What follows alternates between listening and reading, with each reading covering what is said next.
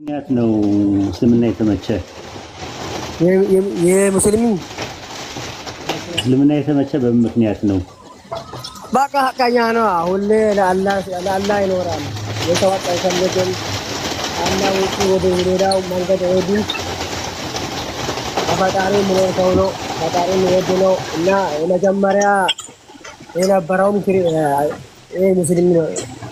ሙስሊም ነው። ኦኬ ማሻአላህ።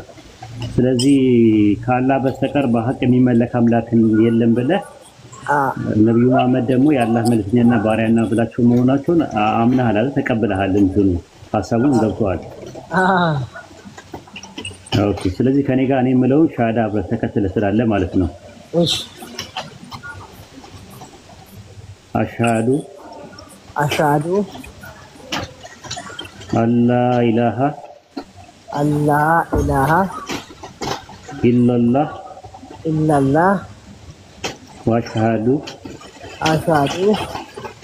ወአሽሃዱ አነ ሙሐመደን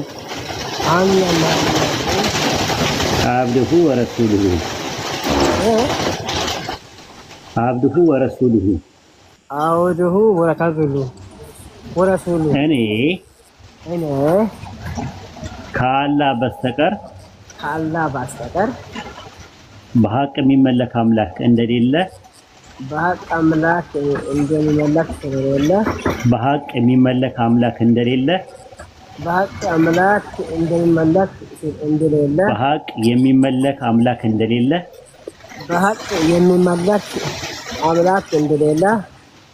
እመሰክራለሁ። ይሄን ይመሰክራለሁ። እኔ ሙሐመድ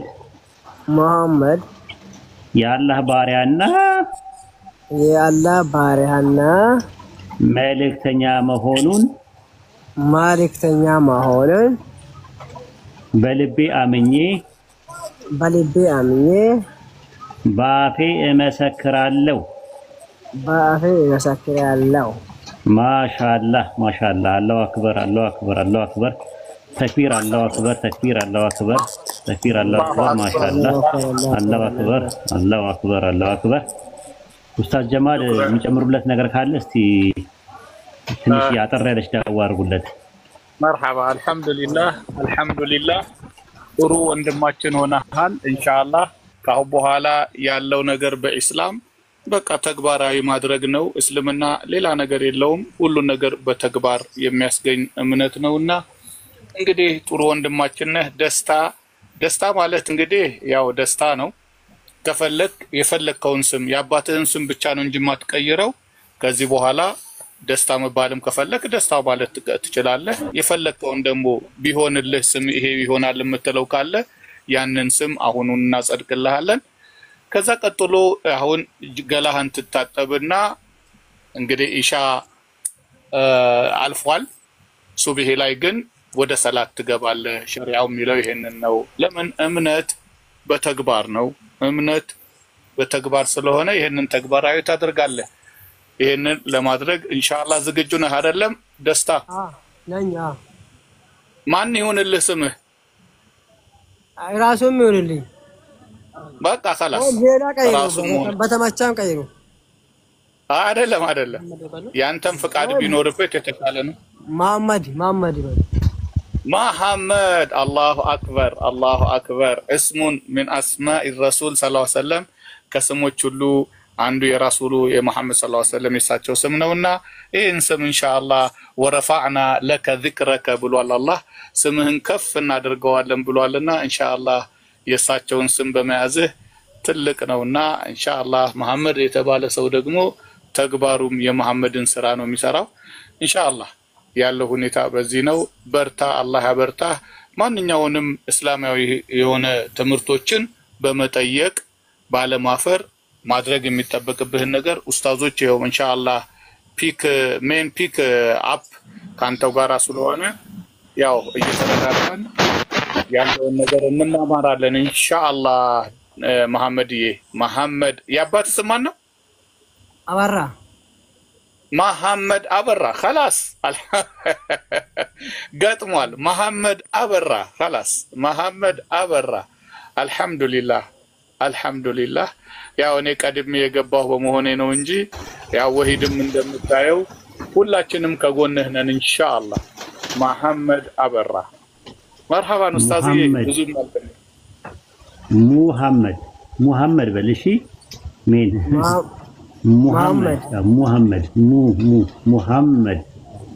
محمد ما شاء الله የተራይ ፕሮናንሴሽን አለ ራስ መሐሙድ የሚሉታሉ መሐሙድ የሚሉታሉ መሐመድ የሚሉታሉ ሙሐመድ የሚሉታሉ ቁርአን ላይ ግን ሙሐመድ ነው የሚለው ማሻአላ ታዛ 10 ሺህ እንድገባ እባክህ ንገርልኝ እስካሁን አልገባውም ይሄን ያህል አመት 4 አመት ቆይ ምንድነው 10 ሺህ ፎሎወር የለም አረ የኔን አካውንት ልስጥታ የኔ ማለት ይችላል አይ ከምሬ እኮ ነው ለብራን ሰጥቻለሁ ባለ 500 ሺህ ታዋቂ እኔ ሰጣለሁ ተፈለጉ ልስጥና 10 ሺህ ለኔ ይሰጡኛል አይ ካላችሁ ደግሞ ሰዎቻችን ያው አርጓቸው 10 ሺህ አስገቧቸው እንደዛ ካላችሁ شكرا جزيلا احسن الله اليك ورعاك الله يطبقك استاذي الله يطبقك الله ካንተ ጋር እሺ አሁን የሚጨመር ነገር አለ ሌላ ምንም የሚጨመር ነገር የለም ፈርሃን ብያለሁ እኔ ደግሞ ሳገኝ ፈርሃን ነው ማለት ፈርሃን ማለት ደስታ ማለት ነው በቃ ያለ ነገር ካለ ችግር የለውም አሊፍ ባታሳጅም የሚለውን ቁርአን ትገባለህ ማን አለ ሰው አለ ቁርአን በትንሹ እኔ ጓደኛው ነኝ ያመጣሁት ልጅ ነኝ ችግር የለውም በትንሹ አቀራዋለሁ እኔ በትንሹ አቀራለሁ ቁርአን ኢንሻአላህ ችግር የለውም አሉ ወንድሞችም እህቶችም አሉ እስቲ ከስር ካላችሁ የኛ ጀማ እኔ ወንድሙ ነኝ እኔ ሙስሊም ነኝ እኮ ገባኝ አይ እንትን ነው ግሩፕ አለንና ግሩፕ ውስጥ እንዲገባ ነው አይፈልግነው እንዲማር እሺ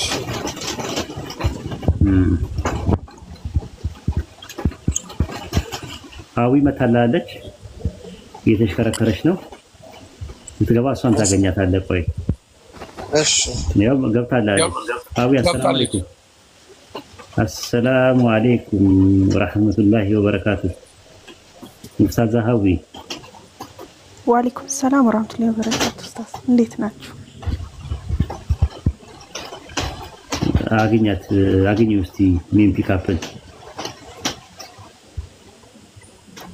ሰላም አለይኩም ወአለይኩም ሰላም እሺ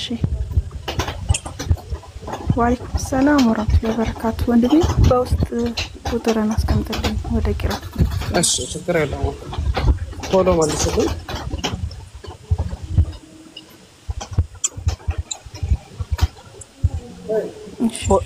ፎሎ መልስልኝ ኢንሻአላህ በውስጥ ቁጥር ልክ ኢንሻአላህ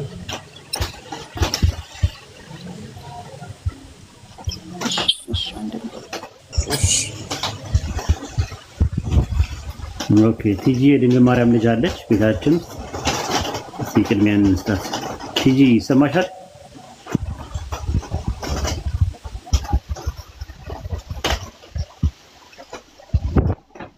ቲጂ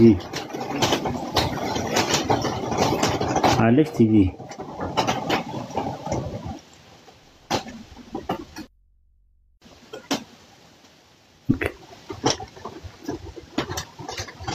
ኦኬ ያ ሌላ መግባት ትፈልጉ ክርስቲያኖች ካላችሁ መግባት ትችላላችሁ ሻዳ የሚያዝ የምትፈልጉ መስለም የምትፈልጉ ሰዎች ካላችሁ መማር የምትፈልጉ መጠየቅ የምትፈልጉ ክርስቲያኖች ካላችሁ መግባት ትችላላችሁ ነው የምንለው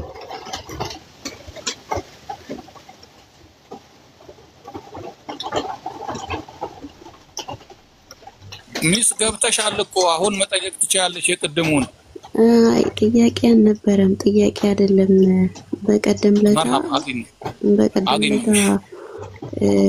ቤዛ የምትባለው ልጅ ጋር ገብቼ ነበር እንዳጋጣሚና ጥያቄ ጠየቀችና እንልመልስልሽ አልኳት ስለ ሃይማኖቶች ነው የጠየቀችውና ሃይማኖቶችን ማን ነው መሰረታቸው የሃይማኖት ስያሜዎች ለምን ተለያዩ የሚል ጥያቄ ጠየቀች እና እኔ ገባሁኝና ሃይማኖቶች በተከታዮቻቸው ስም በራሳቸው እንደሰየሙ አንዳንዶቹ ደግሞ ሌሎች ስም እንዳወጡላቸውና አንድ አይነት አመለካከት ያላቸው ሰዎች አንድ ላይ የሚጠሩበት ነው ከእስላም ውጪ አልኳትኝና አሁን ጥቂት ሰለመችና ምን አሉ ከታች ኮሜንት ከዛ ሰለምተኝሽ እንዴ ስትለኝ አው ሰለምተኝ ነኝ አልኳትኝና ቅርብ ጊዜ ነው የሰለምኩት እንደውም ወርም አልሆነኝም አልኳት ስላት ከታች ገና አሁን ሰለምሽ ነው እንዴ ጥያቄ ምናምን እንትን የምትዩና ምናምን ከዛን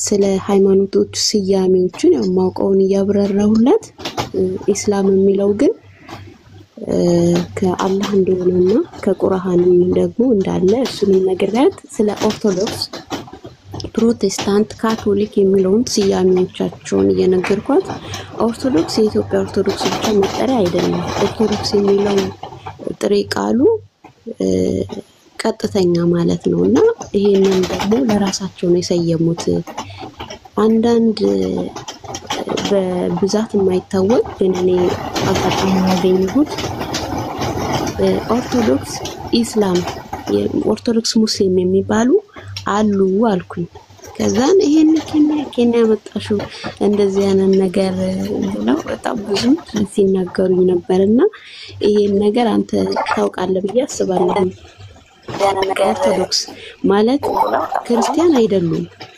ኦርቶዶክስ ኢስላም የሚባሉ አሉ ክርስቲያን አይደሉም ነገር ግን ይሄ ኦርቶዶክስ የሚለውን ቀጥተኛ የሚለውን ቃሉን ብቻ ለመጠቀም የሚጠቀሙ ቡድኖች አሉ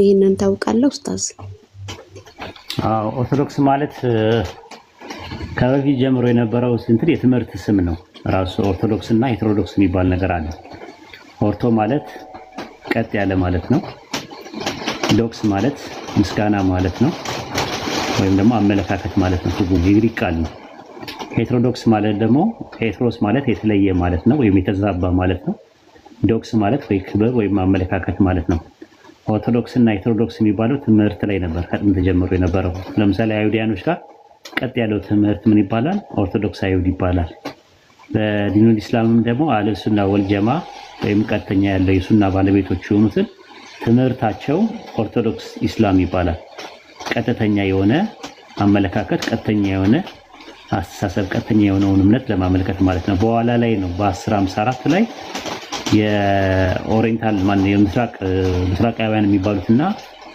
አሁን ሮማያኖች ሲለያዩ ካቶሊክ እና ኦርቶዶክስ ተብለው ስም አደረጉ ካቶሊክ የሚለውም ቃል ካቶሊኮስ ማለት ነው ኩላዊት ዓለም አቀፍ ማለት ነው ትርጉሙ በ110 አግናጢዮስ ለመጀመሪያ ጊዜ ነው ቤተክርስቲያንን ዓለም አቀፍ ናት ብሎ ለቤተክርስቲያን የተሰጠ ስም ነው ካቶሊኮስ የግለሰብም የሃይማኖትም ስም አልነበረም ጥንት ጀምሮ በ1054 ላይ ግን ሲለያዩ የቤተክርስቲያን የነበረውን ስም ለሃይማኖት እና ለሰዎች ኦርቶዶክስ የሚለውን የትምህርት ስምን ደግሞ ለቤተክርስቲያንና ለሰዎች አገልግሎት ላይ ማዋል ጀመረ ማለት ነው እንጂ ኦርቶዶክስ የሚባል ትምህርት እንጂ ኦርቶዶክስ የሚባል ሃይማኖትም ኦርቶዶክስ የሚባል ሰውም ኦርቶዶክስ የሚባል ቤተክርስቲያንም የለም በታሪክ ውስጥ ማለት ነው ለዛ ነው ከዛ አንፃር ነው እንትን የምንለው ኦርቶዶክስ እና ሄቴሮዶክስ የሚባል ነገር አለ ሲምፕሊ የግሪክኛ ቃል ናቸው ቃሉ ማለት ነውና ይሄን ይመስላል ጥያቄሽን አድሬስ አድርጌ ከሆነ አላቀም ልክ ነህ አይ እኔም እኮ ያብራራሁት ይሄንን ነው ግን አንቺ ከየት አምጥተሽ ነው ኦርቶዶክስ ኢስላም አለ ብለሽ የምትናገሪው አንዳንዴ ቦታ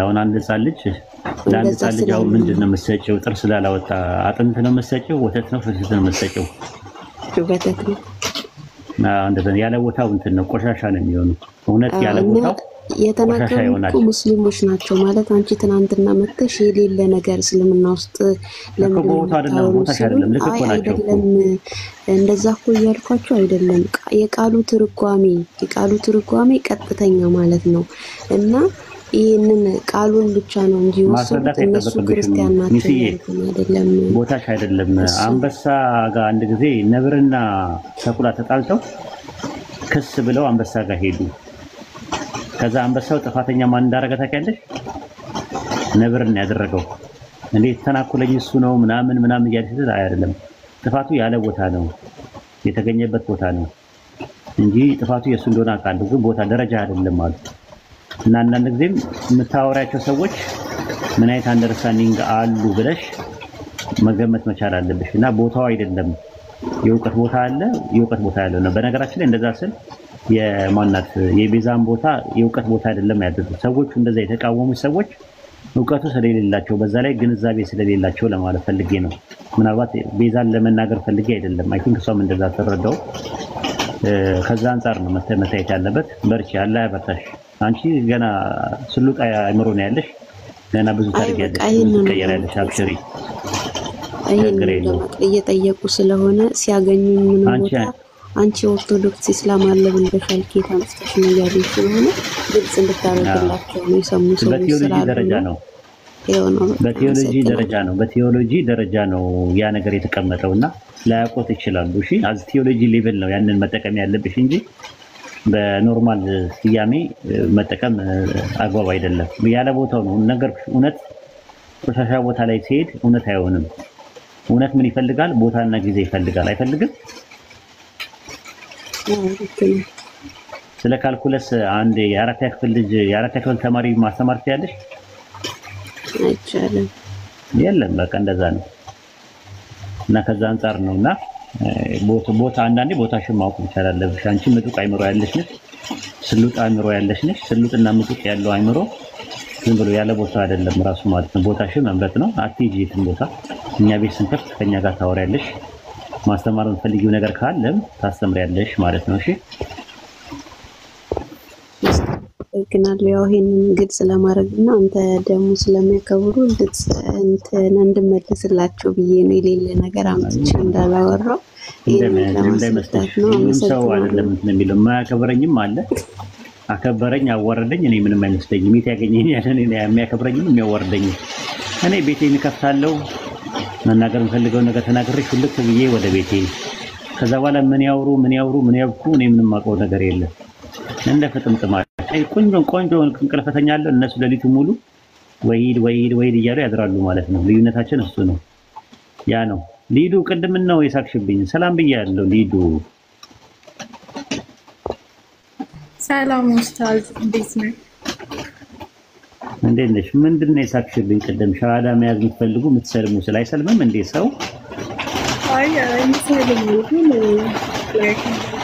እርግጠኛ ሆነ ነው እየጠራችሁ የነበረው አይ ካላችሁ ነው ያልኩት እንጂ አላችሁ እኮ አላልኩም እኮ ካላችሁ ግቡ ነው ያልኩት ላይኖሩ ይችላሉ የምን እርግጠኛ ነው እሺ ታዲያ ምንድነው መስቂብኝ እንዴ በኔና በጥምቀት የማይጫወት የለም በቃ ሁሉ እየመጣ በኔ ላይ ስቃል አንቺም ትስቂብኛለሽ ዝም ብለሽ ምን አረኩሽ አረ ምን ጭራሽ ዛሬ ገና ይሳፍ አሪፍ ነው ኢንሻአላህ አንድ ቀን ወደ አላህ ተመለሻለሽ ኢንሻአላህ በንሳ አመሰግናለሁ በርቺ አላህ ያበርታሽ እሺ አህመድ السلام عليكم ورحمة الله وبركاته أستاذنا عندنا وعليكم السلام ورحمة الله وبركاته ما شاء الله بتعم لسيلال شهادة ولسيلال لنا دولا ناقروا فلقينا برق مقارب بشم بيزمال قوتوان ما شاء الله بتعم نو دسميل الحمد لله شهادة سيزا أنت نبرك ندي አለሁ ላለው ከላይ ነበርኩ አላየኸኝም እንዴ ዝናቡ ሸፍነው ነው ዝናቡ ደግሞ ማሻአላህ ነው በጣም አያገር ቤት ክረምት የሚያስርቅ ነው በጣም ነው እኮ የሚንቃቀው ይሰማል ይንቃቃል በቃ ትንሽ አድርገው አውሩ እናንተ ነገሩ ሰላም ነው መቻልና ኡስታዙና መቻልና ወላሂ ከበሮ እንሰጣለን ከበሮ መምታት ከቻልክ ከነ ከበሮ ራሱ ብትገባኛ ይመቸናል ችግር የለብንም ኡስታዙ ሚውታት አድርገው ለአላህ ብለህ ሚውታት አድርገው አውራ በቃ አንተን ነው ሁላችንም አንተን ፈልገን የመጣ ነው ኡስታዝ ጀማልም አሉ ሰላም አለይኩም ብያለሁ መንፈስሻ ሁላችሁንም ሰላም አለይኩም ከኛ ደምጣለሁ በቃ ወራካቱ አህመዲ አሁን የሚረብሽ ነገር የለም እኮ ኡስታዝ አይ ወረድ ስላለኝ ታች ወርጄ ለትልበል ብዬ ነው ማን ነው የሚለው ተው ግን ኡስታዝ ተው ያው ነገር እኮ ነው የሚፈልገው ዝም ብሎ ኡስታዝ ያው ምስክራን ነገር እየፈለገኝ ነው ዝም ብሎ ነገር ፍለጋል ልክ ነው እንዲሁ ነገር ፍለጋ በእኔ ሀሳቡ ከተሰወረ የለሁበት ወንጀል አስቻለሁ። አልተሳካልኝም። ላስወጋ ነበር አልተሳካልኝም። ላስወጋው ነበር የፈለኩት አልተሳካልኝም። ሙሐባ የፈሰሰበት ሰው እኮ አይወጋም። ቅባቱ ያንሸራተዋል የሙሐባው። ለዛ ነው ኡስታዝዬ።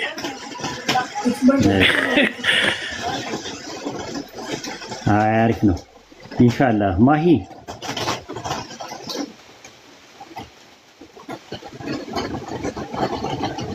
ኡስታዝ እንዴት ናችሁ?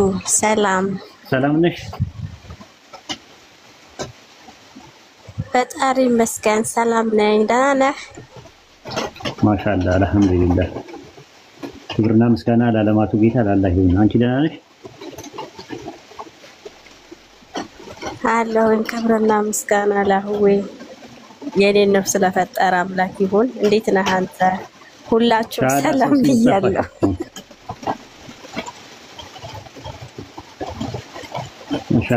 እንዴ ሁሉም ሰው ያው ይይዛል። እኔ ምን አውቃለሁ?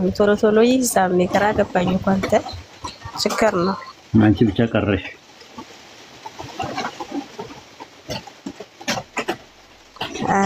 ኧረ እኔ እገባለሁኝ ችግር የለውም።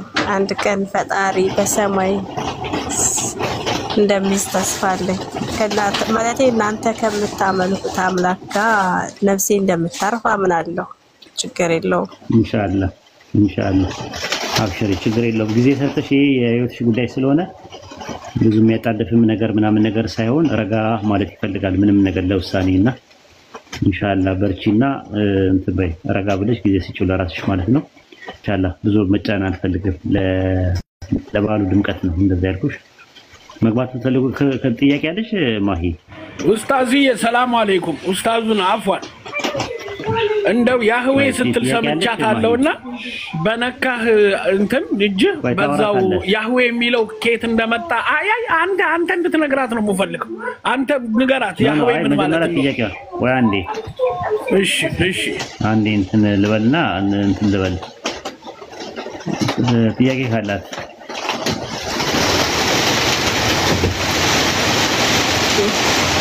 ጥያቄ በምን መቼ በስልምና ባለፈው ጠይቀሃለሁ ያልኩት ጥያቄ ነበረ። ምን ነበር መሰለህ? ከነቢያት በፊት ማለት ነው፣ ከነቢዩ መሐመድ በፊት ኢየሱስ ክርስቶስን አምላክ አይደለም ብሎ የሰበከ አለ ወይ? ለምሳሌ አሁን ጳውሎስ ኢየሱስ ክርስቶስን አምላክ አይደለም ብሎ ተናግሯል ወይ? እንዲሁ ሌሎች ነቢያቶችስ አምላክ አይደለም ብሎ ይናገራሉ ወይ? ከብሉይ ኪዳን ነው የምንጀምረው። ብሉይ ኪዳን ላይ የነበሩ ነቢያት ይመጣል ይወለዳል ብሎ የሚጠብቁት መሲህን ነው። መሲህ ደግሞ ከዳዊት ቤተሰብ ውስጥ የሚመጣ እንጂ ራሱ ፈጣሪ ነው ብለው አይጠብቁም ነበረ። መዝሙረ ዳዊት ምዕራፍ 131 ቁጥር 11 ላይ እግዚአብሔርም ለዳዊት ማለ አይጸጸትም አለ። ዮዴሄ ቫፌ ዘዳግም 6:4 ላይ ያለው ሽማ እስራኤል ያህዌ ኤሎሃይኑ ያህዌ አኻድ፣ እስራኤል ስም አምላካችን ያህዌ አንድ ያህዌ ነው የሚባል ለዳዊት ቃል ገባል። ምን አለው? ከወደ ፍሬ በዙፋን ላይ አስቀምጣለሁ አለ። ራሴ መጥቼ በዙፋን ላይ እቀመጣለሁ አለ እንዴ? ኖ አላለም እንደዛ። ሁለተኛ ሳሙኤል ምዕራፍ 7 ቁጥር 12 እና 14 ላይ አንተ ባንቀላፋ ጊዜ ከወድ ፍሬ ከወገብህ ዘርን አስነሳለሁ ነው ያለው። ራሴ እመጣለሁ አለው አላለም። ዘርን አስነሳለሁ ነው ያለው። ከአብርሃም ከይስሐቅ ከያዕቆብ ቤተሰብ ውስጥ ተመዞ የሚመጣ ዘር እንዳለ ነው ብሉይ ኪዳን ላይ የነበሩ ነቢያት አስምረውና አበክረው አስረግጠውና ረግጠው የነገሩ ማለት ነው። አዲስ ኪዳን ላይም ስንመጣ ጳውሎስ ይህንን ነገር ምንድነው ያለው ስንል ሐዋርያት ሥራ ምዕራፍ 13 ቁጥር 23 ላይ ከዚህ ሰው ዘር አለ ማለትም ከዳዊት አምላክ እንደ ተስፋ ቃሉ ለእስራኤል መዳን ኢየሱስን አመጣ ነው የሚለው። መጣ አይልም፣ አመጣ።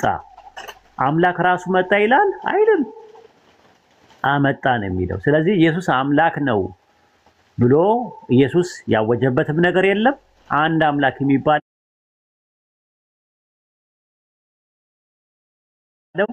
የኢየሱስ አምላክ ነው የነበረው ማለት ነው። ስለዚህ ከዛ አንፃር አይ ቲንክ ኢየሱስም ያ አንድ አምላክ ነኝ ብሎ አላስተማረም። ማርቆስ ወንጌል ምዕራፍ 10 ቁጥር 18 ላይ አንድ ሰው መጥቶ ቸር መምህር ሆይ አለው። why call me good? ለምንድን ነው እኔን ቸር የምትለኝ? there is no good but one that is God። ከአንዱ አምላክ በስተቀር ቸር የለም አለ። እኔን ለምንድን ነው የምትለኝ አለ።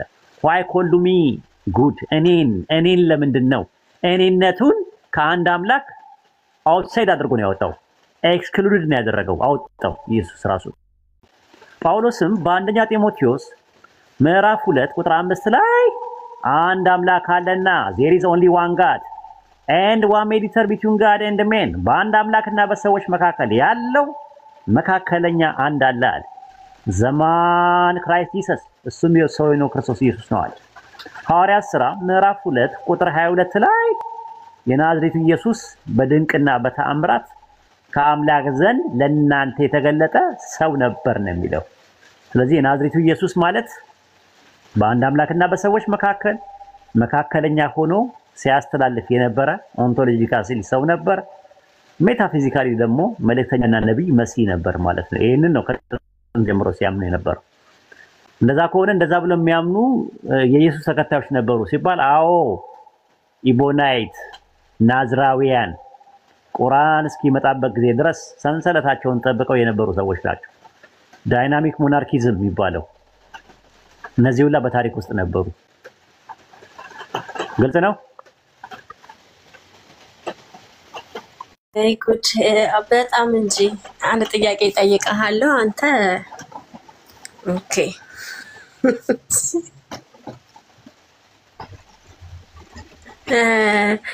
ስለዚህ አንድ አምላክን ነበረ ሲያመልከዋል። ኢየሱስ ክርስቶስም እንደ ተስፋ ቃል የመጣ መድኃኒት ነው የምትለኝ? አዎ ለእስራኤል መድኃኒት። አዎ እንደዛ ነው የሚለው። ለእስራኤል መድኃኒት ያው ለኛም ጭምር ማለት ነው አይደል እንዴ? ለእስራኤል ብቻ ሳይሆን ለኛም ለእስራኤል ይችላልና እናንተ ቡችሎች ናችሁ፣ ፍርፋሪ ነው የደረሳችሁ። ማቴዎስ ወንጌል ምዕራፍ 15 ቁጥር 24 ላይ ችግር የለውም እኮ እሱ ሌሎችም አሉ ተብለናል።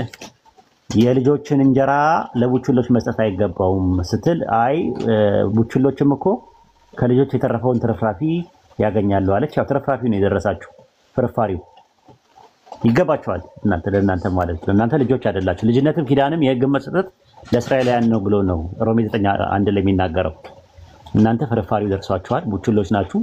እንደ ቡችልነታችሁ ፍርፋሪው ነው የደረሳችሁ። እሺ ቀጥይ። ማለት እኛ ቡችላ ነን ማለት ነው በኢየሱስ? አዎ ይላል። አሁን ለልጆችን እንጀራ ለቡችሎች መስጠት አይቻልም ማለት። ስለዚህ አሁን ቡችሎች እኮ ከልጆች ላይ የተረፈውን እኮ ያገኛሉ ስትለው በቃ እምነት ታላቅ ነው ብሎ ይሁን አለ። ስለዚህ አሁን ምንድነው ከእስራኤል ውጭ ያሉ ሰዎች የኢየሱስ ክርስቶስን ትምህርት ኢየሱስን መሲህነት ምናምን ቢቀበሉ ችግር የለውም። ምንድነው ግን የሚደርሳቸው? ዋናው ምግብ አይደለም፣ ፍርፋሪ ነው የሚደርሳቸው። ፍርፋሪ ነው። ለጠፉት ለእስራኤል ቤቶች በስተቀር ሌላ አልተላኩምና ነው ያለው። እሱ የመጣበት ዓላማም ኢላማም ሐዋርያትንም ሲልካቸው በአሕዛብ መንገድ አትሂዱ፣ በሰማርያ መንገድ አትሂዱ፣ ወደ ጠፉት ወደ እስራኤል ቤቶች ቤት ሂዱ ነው የሚለው ማቴዎስ 10:5 ላይ። ስለዚህ ያኛው ተርፍ ነው ሌላ ማለት ነው። በሰማርያ በይሁዳ እስከ ምድር ዳርቻ ድረስ ምስክር የሆኑት የተበተኑ አይሁዶች ነበር። ከዚህ በረት ያሉን ሌሎች በጎች አሉኝ ሲል ኢየሱስ በነበረበት ሰዓት 12 ነገደ እስራኤል ተበትነው 2 ነገድ ብቻ ነበረ በኢየሩሳሌም የነበረው የይሁዳና የቢንያም ነገድ። በተረፈ 10 ነገዶች ጠፍት ነበረ። ስለዚህ ከዚህ በረት ያሉን ሌሎች በጎች አሉኝ እነሱን ላመጣ ዘንድ ይገባኛል ያለው የእስራኤልን ቤት በጎች ነው ሲፈልግ የነበረው።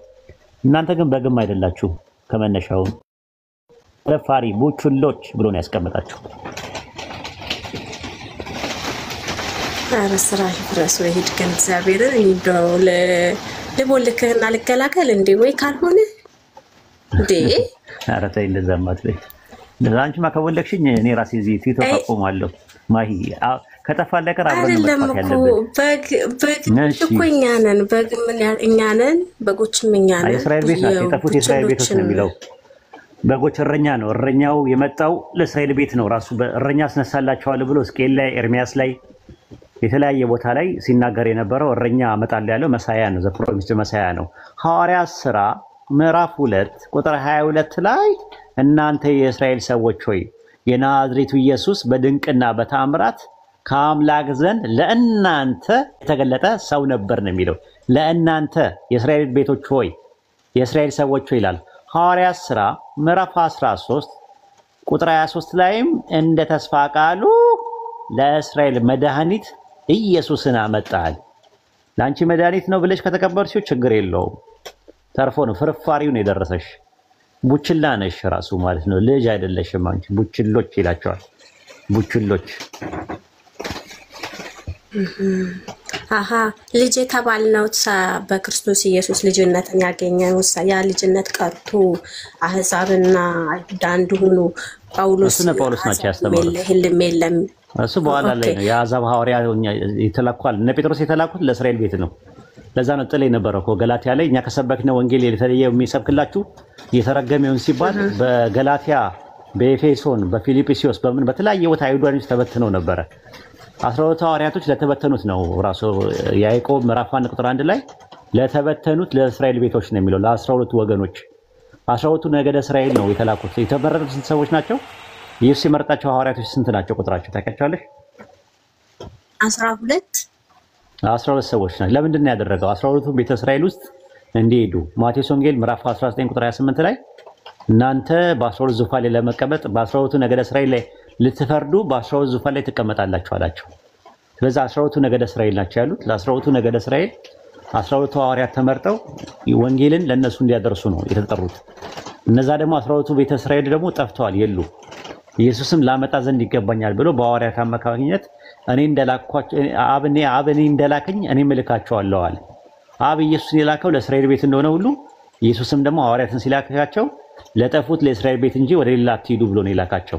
በኋላ ላይ ግን እነ ጳውሎስ ሲመጡ ነገሩ ተቀየረ። ወደ አሕዛብ ምናምን መሄድ ጀመሩ ማለት የማይመለከታቸው። ሲጀመር እኮ ትንቢትም ያላቸው አይሁዳኖች ናቸው ይመጣል ብለው የሚጠብቁት። እስራኤል ቤቶች ናቸው ሲጠብቁ የነበሩት መሲሁን። አሕዛቦች አያውቁትም። ይምጣ የሚባል ነገር ምንም የተነገራችላቸው ነገር የለም።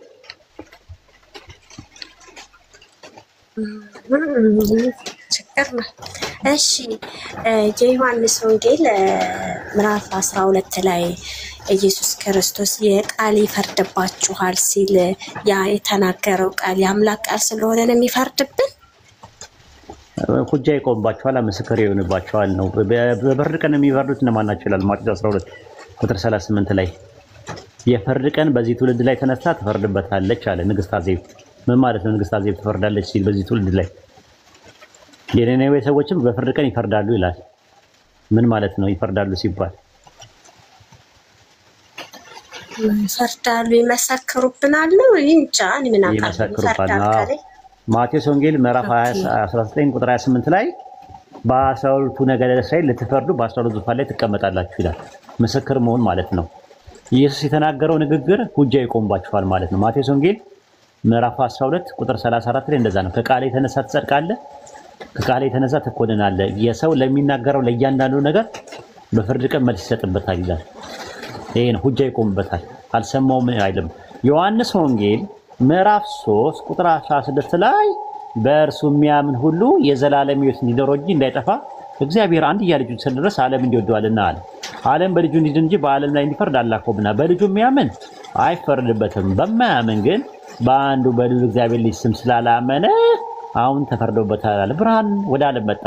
ሰዎች ስራቸው ክፉ ነበርና ከብርሃን ይልቅ ጨለማን ስለመረጡ ፍርዱ ይሄ ነው አለ። ሁጃ ቆሞባቸዋል። ከዛ ጊዜ ጀምሮ ሁጃ ቆሞባቸዋል፣ ያስጠይቃቸዋል። ሪሳላውን ከሰሙበት ጊዜ ጀምሮ ሰዎች ይፈርድባቸዋል። ያኔ በመጨረሻ ቀን የሚፈርድባቸው ይሄ የሰሙት ቃል ነው ራሱ ማለት። ለምን ሮሜ ምዕራፍ 10 ቁጥር 17 ላይ እምነት ከመስማት ነው፣ መስማት ደግሞ በእግዚአብሔር ቃል ነው ይላል።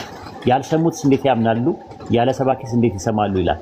ስለዚህ አንድ ሰው ሪሳላው መልእክቱ ከደረሰው በኋላ ሁጃ ይቆምበታል ማለት ነው። ከዛ አንፃር ነው ዮሐንስ ወንጌል ምዕራፍ 12 ቁጥር 46 ላይ የሚናገረው ማለት ነው። እኔ በመጨረሻ ቀን አልፈርድባችሁ፣ እኔ የተናገርኩት ቃል እርሱ በመጨረሻ ቀን ይፈርድባቸዋል የሚለው ከዛ አንፃር ነው። ቃሉ ማለት ነው። እንዳስረዳኸኝ የሚተናገረው ቃል ያልሰማ የእግዚአብሔር ቃል በሱ ያልሰማነው ቃል ካልሰማን ወደሱ ካልተመለስን ያ ቃል በመጨረሻ ዘመን ይፈረድብኛል። ፈርድብኝ ይመሰክራል ጀምሮ ይመሰክራል። ልክ ሱረቱል ኢስራ ምዕራፍ 17 ቁጥር 15 ላይ እንደዛ ነው። መልእክተኛ እስከምን ድረስ የምንቀጣ አይደለንም ይላል አላህ። ስለዚህ መልእክተኛውን ሰምቶ ሪሳላውን ሰምቶ ጤነኛ አይምሮ ያለው ሰው ሱረቱል አህዛብ ምዕራፍ 33 ቁጥር 5 ላይ ልባችሁ እያወቀ በሰራችሁት ነገር ኃጢአት ይሆንባችኋል የሚለው በምንሰራው ስራ በፍርድ ቀን ወሮታና ጸፌታ ምንዳና ትሩፋት ስርጉትና ትርሲት ካላህ ዘንድ እንቀበላለን ማለት ነው። ይሄ ነው ምንዳና ፍዳም ሰው ያገኛል ማለት ነው። ሪዋርድ ኤንድ ፓኒሽመንት ቅጣትና ሽልማት።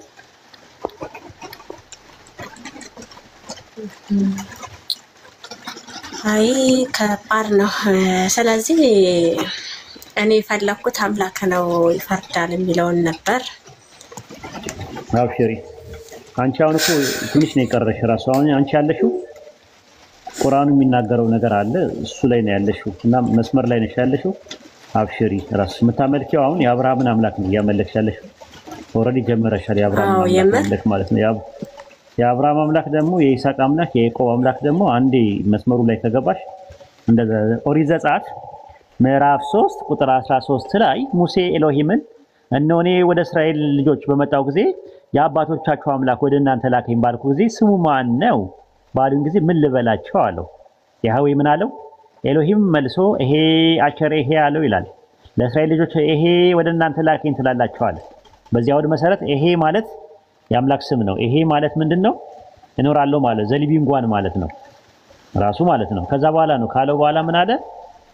ቁጥር 15 ላይ እኔ አለ ያህዌ ነው እኔ ያህዌ የአብርሃም አምላክ የይስሐቅ አምላክ የያዕቆብ አምላክ ያልካለ ዮድ ሄ ቫቭ ሄ ስሜ ነው አለ። ቁጥር 15 ላይ ማለት ነው ምን ነው አለ? ስሜ ነው። ዮድ ሄ ቫቭ ሄ ምን ነው አለ? ስሜ ነው አለ። አዎ ኦሪት ዘጸአት ስሜን ዮድ ሄ ቫቭ ሄ ስሜ ነው አለ። ኦሪት ዘጸአት ምዕራፍ 15 ቁጥር 3 ላይ ያህዌ ተዋጊ ነው ስሙ ማን ነው አለ? ያህዌ ነው። ዮድ ሄ ቫቭ ሄ ነው አለ። ስሙ ማን ነው አለ? ያህዌ ዮድ ሄ ቫቭ ሄ ነው አለ። አዎ ትንቢተ ኢሳይያስ ምዕራፍ 42 ቁጥር 8 ላይ እኔ ዮድ ሄ ቫቭ ሄ ነኝ ስሜ ይሄ ነው እያለ ይናገራል። ትንቢተ ኤርምያስ ምዕራፍ 44 ቁጥር 26 ላይ እነሆ በታላቁ ስሜ ምያለሁ አለ። በምን ስሜ? በታላቁ ስሜ አለ። ታላቁ ስሙ ማን ነው? አሸም ያሸም ዮድ ሄ ቫቭ ሄ የሚለው ነው ያለው። አሁን ዮድ ሄ ቫቭ ሄ ላይ ከአዶናይ ላይ አኦ አስጨምሩበት ያህዌ ጀሆቫ የሚል ነገር ፈጠረ ማለት ነው። ለዛ ነው ኢንሳይክሎፒዲያ ኢንተርናሽናል ቮሊዩም ምን አለ 9 ላይ ስትመለከቱ ያህዌ ባዕድ ከሆነ ድምጽ ሰጪ ፊደላት ተዋቅሮ ያህዌ በመባል በስተት የገባ የተነበበ ነው አለ። ዩኒቨርሳል ጄዊሽ ኢንሳይክሎፒዲያም እንደዛ ነው። ያህዌ የቴትራግራማትን የተሳሳተ አነባነብ ነው አለ።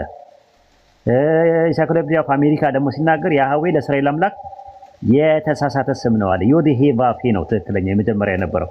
ዮድ ሄ ቫቭ ሄ ቴትራግራማታኑ ከቀኝ ወደ ግራ ዮድ ሄ ቫቭ ሄ ያሃዋሃ የሚለው ነገር እኛ ጋር አለ ትምህርቱ ማለት ነው።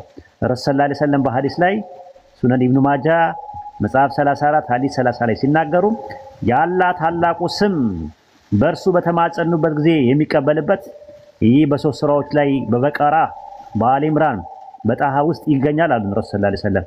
ምሁራኖቻችን ምን አደረጉ? ፈለጉት። ሱረቱ በቀራ ላይ ምዕራፍ 2 ቁጥር 255 ላይ አላ ሀይ የሚል ስም አለው ታላቁ ስም።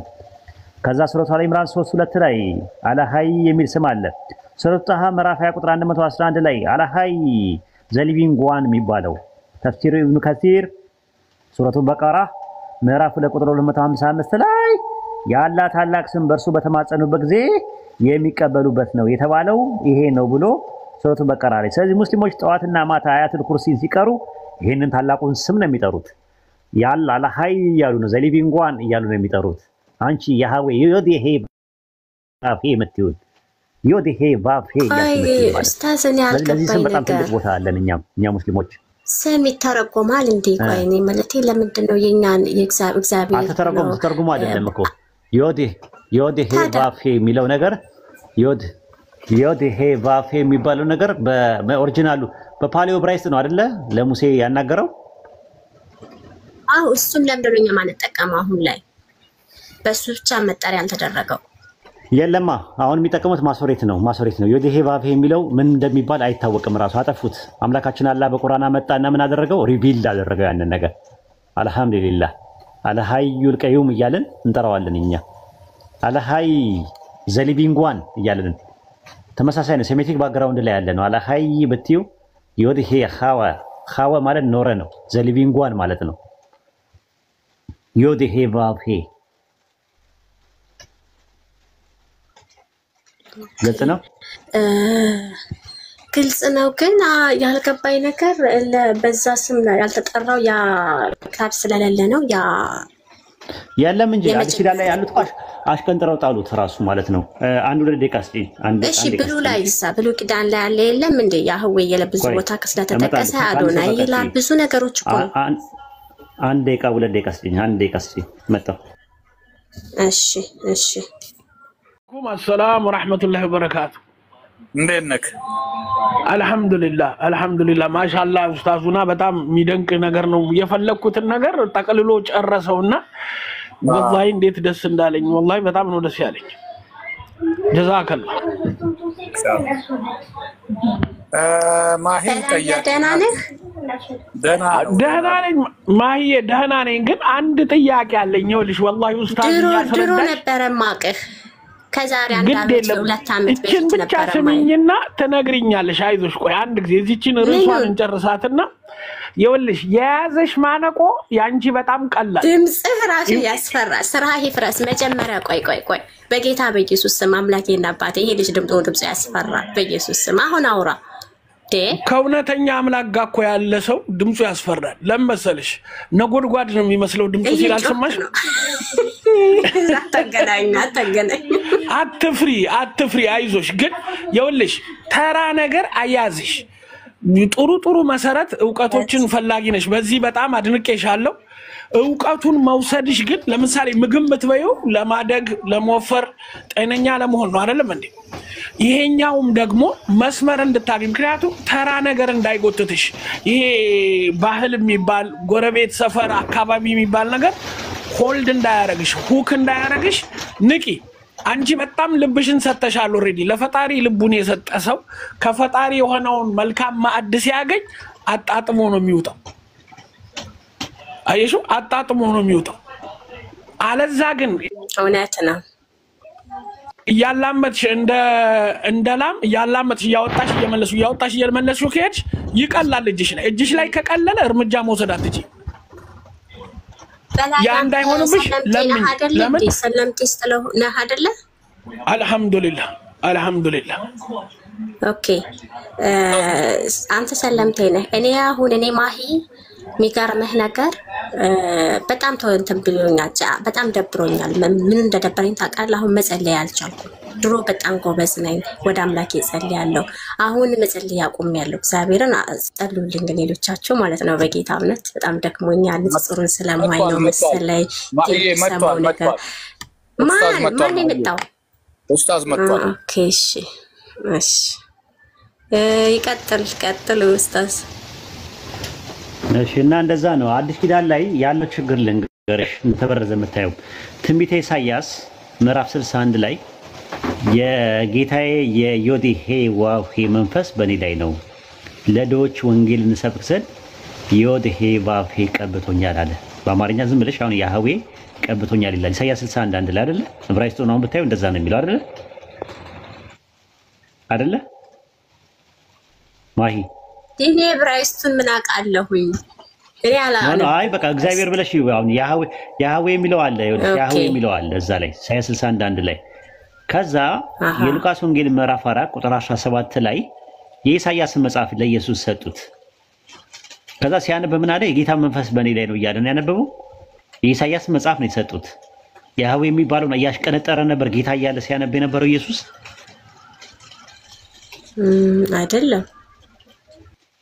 አይደለም። ስለዚህ አዲስ ኪዳን ላይ ነበረ፣ በኢየሱስ አንደበት ውስጥ ያህዌ የሚለው ነገር ነበረ። ራስኔ በአባቴ ስም መጥቻለሁ ሲል የአባቱ ስም መዝሙረ ዳዊት ምዕራፍ 118 ቁጥር 26 ላይ በዮድሄ ዋሄ ስም የሚመጣ የተባረከ ነው ይላል። ዮሐንስ ወንጌል ምዕራፍ 12 ቁጥር 37 ላይ እንደዛ ነው የሚለው። በጌታ ስም የሚመጣው የተባረከ ነው እስክትሉ ድረስ ይላል። ጌታ ብለው ቀየሩት ዮድሄ ዋሄ የሚለውን አዲስ ኪዳን ላይ ሲመጡ ማለት ነው። እኔ በአባቴ ስም መጥቻለሁ ብሏል። ዮሐንስ ወንጌል ምዕራፍ 5 ቁጥር 43 ላይ ዳዊት ለምሳሌ በጌታ ስም መጥቻለሁ ብሏል። አንደኛ ሳሙኤል ምዕራፍ 17 ቁጥር 45 ላይ ጥቅሱን ተሳሳትኩኝ መሰለኝ። እስቲ ቼክ አንድ ጊዜ ላይ አድርገው ይሁን አንድ ጊዜ አውጡልኝ እስቲ አግዙኝ ባይብል ያላችሁ። አንደኛ ሳሙኤል ምዕራፍ 17 ቁጥር 45 ላይ እኔ በጌታ ስም እመጣብሃለሁ ያለበትን ባይብል አጠገቡ ያለ ሰው አለ እኔ ጋር ኡስታዝ ልክ ነኝ? 45 ላይ እኮ 45 ይላል። ቆይ ያወጣሁት ነው። አንደኛ ሳሙኤል አንተ እስከምትወጣ ድረስ እኔ ያወጣዋለሁ። እኔ ፍጥነት እንኳን እበልጣለሁ። በምስት ላይ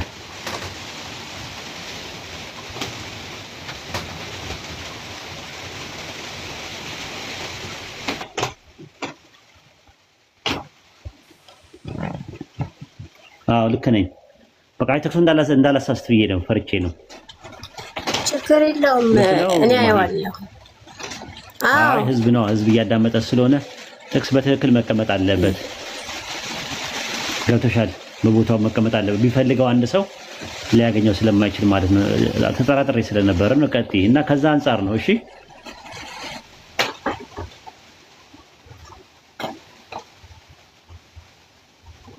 ማን ነው የተገለጠው? ረመዳን ነው። ማን ነው የተገለጠው? ተገለጠ ይላሉ። ኧረ ማንም አልተገለጠ። ተገለጠ እንዴ? ወይ ረመዳን። ኦኬ ኦኬ፣ አይዞህ አብሽር። በነገራችን ላይ በቅርብ በቪዲዮ ስለምመጣ ችግር የለውም። እኔ ራሱ ላይቭ እመጣለሁ። በእንትን አንድ ነገር ማስተካከለው ነገር ስላለ ነው።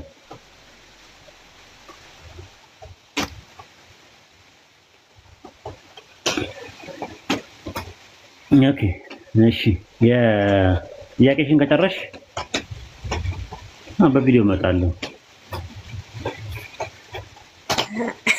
ጥሩ ነው፣ አሪፍ ነው። ኧረ ይቻላል። እኔ እንጂ ድምፅህን እየሰማን እስከ መቼ ማን ይነካናል?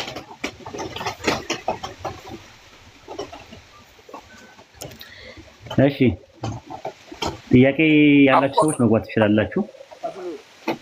አቡበከር አስገባኝ እያለ ነው ኡስታዝ። ይታል አንዳንድ ሰይ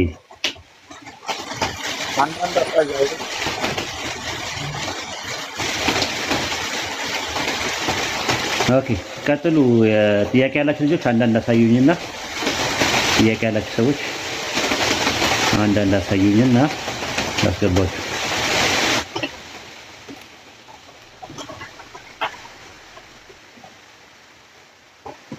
አይ ከሸሪዓው አንፃር ይፈቀዳል ስላሉ ነው ኡስታዝ ጀማል። ይፈቀዳል ስላሉ ከሸሪዓው አንፃር ከተፈቀደ ነው እወጣለሁ። ያገደኝም ሸሪዓው ነው።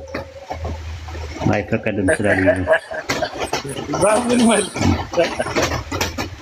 ወንድም ያገዳል ወንድ። አዎ ምናልባትም አዎ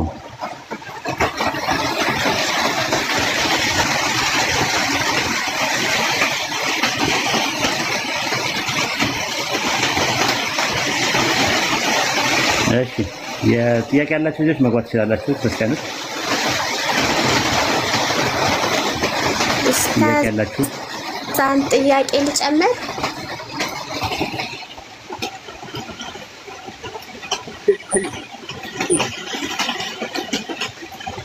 ተቋርጠሽ ነበር፣ አሁን መጣሽ። ኦኬ ጥያቄ አለኝ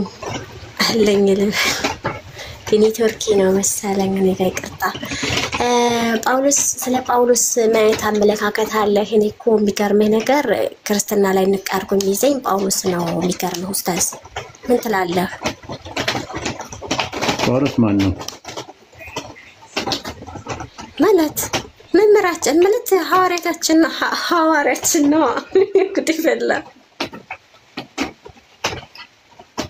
የእናንተ ሐዋርያ ነው? እኔ በጣም ነው የምወደው በነገርህ ላይ እውነት በጣም የሚመቸኝ። እንግዲህ ካልሽሽ ያዝልቅልሽ። እኔ ማቀው 12 ሐዋርያት ኢየሱስ 12 ሐዋርያቶችን ነው የመረጠው። አይተሽ ከሆነ ማለት ነው 12 ሐዋርያት የሚባሉ ናቸው የተመረጡት። ከዛ ውጪ ሐዋርያ አለ ብዬ አላምንም ራሱ ማለት ነው። አላህ በቁርአን ውስጥም ሐዋርያት ብሎ የኢየሱስ የዓይን እማኞችና የጆሮ እማኞች የነበሩትን ነው አላህ በቁርአን ውስጥ በሱረቱ አሊ ኢምራን 3:52 እና በሱረቱ ማይዳ ላይም በተመሳሳይ የሚናገረው በሱረቱ ሷፍ ምዕራፍ 61 ላይ የተለያየ ቦታ ላይ እንትን የሚለው ማለት ነው። ኢየሱስ በአዲስ ኪዳን ላይ ስትመለከቱ የመረጣቸው ሰዎች የነበሩ 12 ሐዋርያት ናቸው የነበሩ ማለት ነው። ማቴዎስ ወንጌል ምዕራፍ 10 ቁጥር 5 ላይ እነዚህን 12ቱን ኢየሱስ ላካቸው አዘዛቸው። እንዲህም አለ በአሕዛብ መንገድ አትሂዱ፣ ወደ ሳምራውያን ከተማ አትሂዱ አላቸው። ይልቁንስ የእስራኤል ቤት ወደሚሆኑ ወደ ጠፉ በጎች ሂዱ አላቸው። ሂዱ ለሚለው የግዕዙ ቃል ሁሩ ነው የሚለው። ሐዋርያ የሚለው የግዕዝ ቃል ራሱ ሆረ ነው፣ ሄደ። ሄጅ ማለት ነው ሐዋርያ ማለት ራሱ የግዕዙ ቃል ማለት ነው። ማቴዎስ ወንጌል ምዕራፍ 15 ቁጥር 4 ላይም ከእስራኤል ቤት ለጠፉት በጎች በቀር ለሌላ አልተላኩምና አለ። ዮሐንስ ወንጌል ምዕራፍ 20 ቁጥር 1 ላይ አብ እኔን እንደላከኝ እኔም እልካቸዋለሁ አለ። አብ የላከው ለእስራኤል ቤት እንደሆነ ሁሉ ኢየሱስም የላካቸው ለ12ቱ ቤተ እስራኤል ነው። ለዛ ነው ሉቃስ ወንጌል ምዕራፍ 9 ቁጥር 6 ላይ ወጥተውም ወንጌል እየሰበኩና በስፍራው ሁሉ እየፈወሱ በየመንደሩ ያልፉ ነበር። ወንጌል አንድ ወንጌል ሳይቀላቀል ያዙልኝ ይሄንን ወንጌል አንድ ወንጌል ነበረ። ሉቃስ ወንጌል 4:18 ላይ ለድሆች ወንጌል ሰብክ ዘንድ ቀብቶኛል። ወንጌል አንድ ወንጌል የነበረ 12 ሐዋርያት የተላኩት ለ12ቱ ቤተ እስራኤል ነው። ያዕቆብ ምዕራፍ 1 ቁጥር 1 ላይ ምንድነው የሚለው? ያዕቆብ ለተበተኑት ለ12ቱ ወገኖች ሰላም ለእናንተ ይሁን አለ ይላል። ለ12ቱ ወገኖች። ማቴዎስ 19:28 ላይ እናንተ በ12ቱ የእስራኤል ዙፋን ላይ ስትፈርዱ በ12 ዙፋን ላይ ትቀመጣላችሁ ብሎ ነበር ያለ ነበር። ታዲያ ጳውሎስ ምንድነው ነው ጥያቄው? ጳውሎስ የሚገርመው ነገር ጳውሎስ የተገለጠለት እሳ ኢየሱስ እንደ ምንድነው የምትለው አንተ? መጣ ነው ወደ ጳውሎስ መጣ ነው። ሐዋርያት ሥራ 8 ላይ ምን አለው? ጳውሎስ ስሙ ሳውል ነበረ የተባለው የጠርሴስ ሰው ነው። ከአሕዛብ ነበር የነበረው። ሐዋርያት ሥራ 22:27 ላይ የሻለቃውም ቀርበው አንተ ሮማይ ነህን ሲለው አዎ አለ። ሮማይ ነው። ተመልከች ሮሜ 9:24 ላይም እንደዛ ነው የሚናገረው። ምን አለ? እኛን ከአሕዛብ የጠራን እኛንን አለ። አሕዛብ ነው፣ አሕዛብ የነበረ ነው። በስምንተኛ ቀን ተገርዞ የቢንያም ወገን የሆነው ወደ ይሁድነት የገባ ነው እንጂ ምንጩ እሱ አሕዛብ ነው እሱ ራሱ ማለት ነው። ከዛ በኋላ ሐዋርያት ሥራ ምዕራፍ 22 ቁጥር 1 ላይ ሂድ አለኝ አለ። ምን ሂድ አለኝ? እኔ ወደ አሕዛብ ወደ ሩቅ ልክሃለሁ ብሎ አለኝ አለ። ማን ያለው እንመጣበታለን። ከዛ ስሙ ተቀየረ። ማን እንደተባለ ታውቃለች?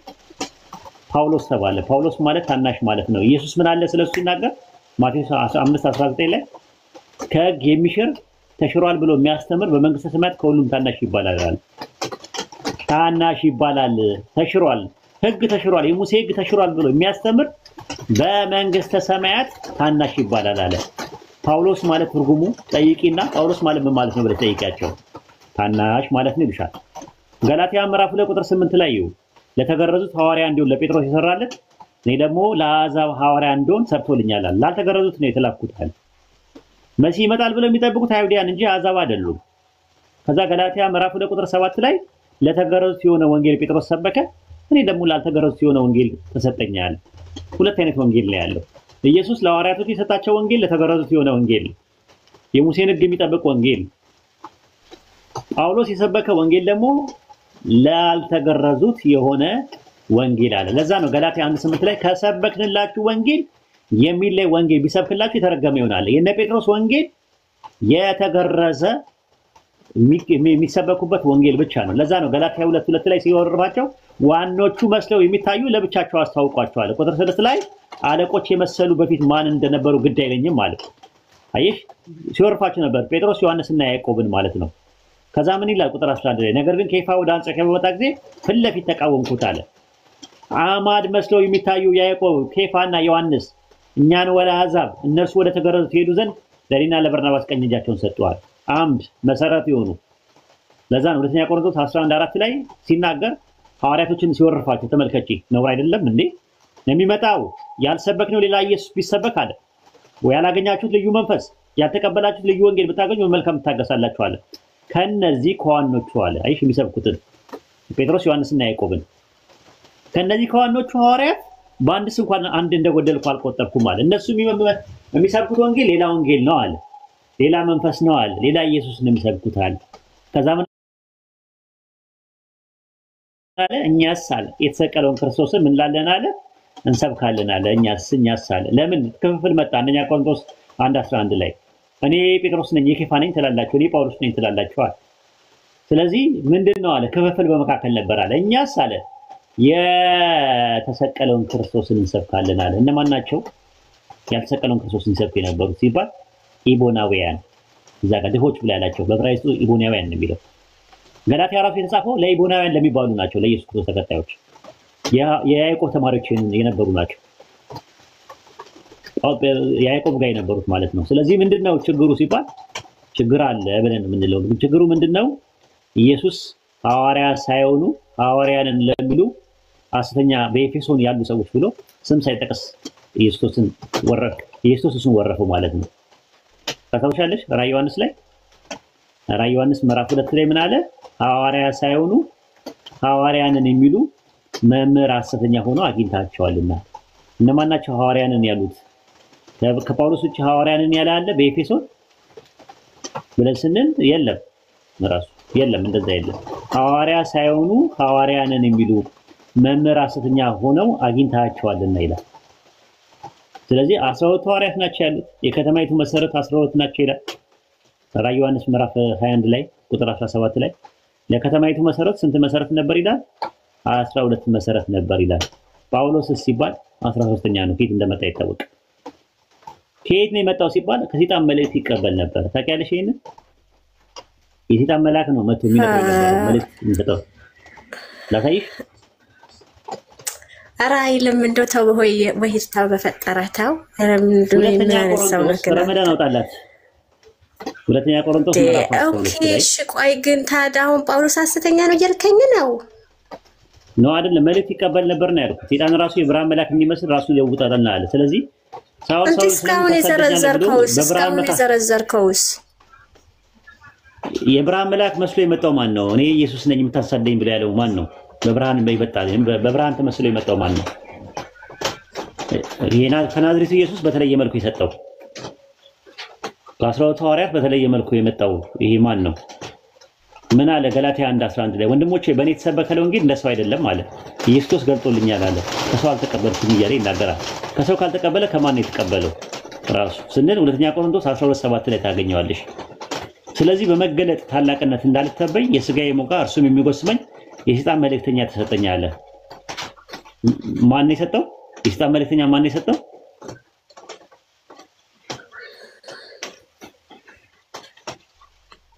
ማን ነው የሰጠው የሰይጣን መልእክተኛ?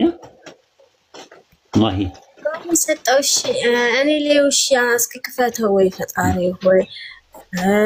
ሁለተኛ ቆሮንቶስ ምዕራፍ 12 ቁጥር 7 ላይ ይው ስለዚህ አለ በመገለጥ ታላቅነት እንዳልታበይ የሥጋዬ ሞጊያ እርሱም የሚጎስመኝ የሰይጣን መልእክተኛ ተሰጠኝ አለ። ሰጪው ማን ነው?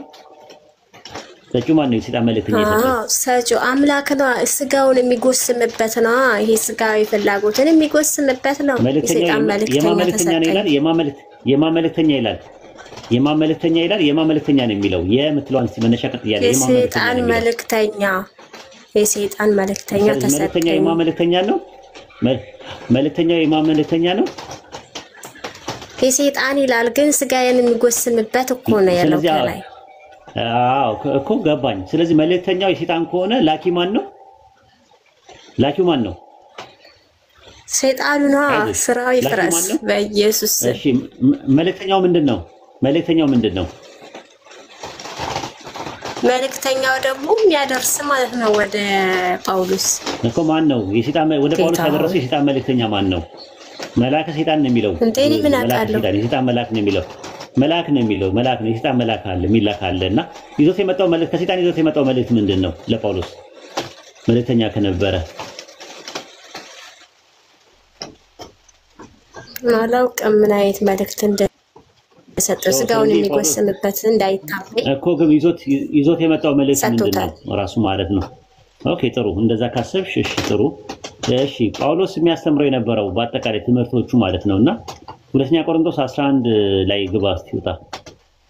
እንደው ግራ ገባን እኮ እንደዚህ ግራ ያጋባችን ነው እቺ አይደለም እኮ ጳውሎስ እኮ ምዕራፍ 11 ቁጥር 17 ላይ ይው 11:17 ሁለተኛ ቆሮንቶስ 11:17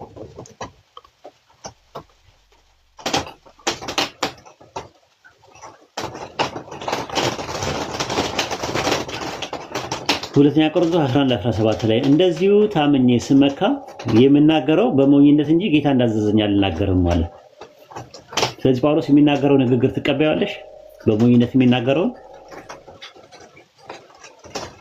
የምናገረው በሞኝነት እንጂ ጌታ አዞኝ አይደለም ይላል። ሰራሂ ፍራሰኔ በሞኝነት በሰይጣን መልእክተኝነት የሚለውን አልቀበልም፣ ግን የሱን ንጹህ መልእክቶችን እየተቀበልኩኝ እየተመራሁበትም ነው የምኖረው። በጣም ነው የምወደው። በዛ ላይ ተዋለኩ ጌታ አዞኝ አይደለም ጌታ አዞኝ አይደለም እኔ አለኝ እኔ በሞኝነት እንጂ የምናገረው ጌታ አዞኝ አይደለም ማለት። እሺ አንደኛ ቆሮንቶስ 7:12 ላይ ያወጣላት አንደኛ ቆሮንቶስ 7:12 ላይ ያወጣላት